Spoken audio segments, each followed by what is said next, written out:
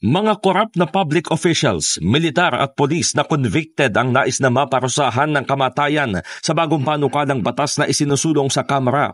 Sa ilalim ng House Bill 11211 o ang Death Penalty for Corruption Act na inihain ni Zamboanga City Representative Kaimer Adan Olaso, gagamit ng firing squad laban sa mga tiwaling opisyal na mahahatulang guilty mula sa Pangulo ng Pilipinas hanggang sa mga opisyal ng barangay. Sakop din ito ang ibang miyembro ng ehekutibo, lehislatura at hudikatura, GOCCs, constitutional commissions at miyembro ng Armed Forces at Philippine National Police. Ang mga pasok na kaso sa death penalty ay graft and corruption, malversation of public funds at plunder.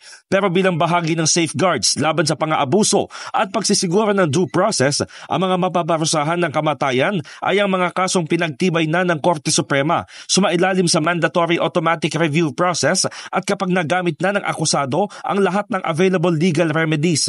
Sabi ni Surigao del Norte Representative Robert Ace Barbers, maituturing na most logical crime na marapat na isama sa death penalty ang plunder o pandarambong dahil may malinaw na pakinabang dito ang sangkot na opisyal. Nais din ni Barbers na managot sa death penalty ang nag-aangkat, nagpupuslit at may kinalaman sa pag-manufacture at produksyon ng iligal na droga.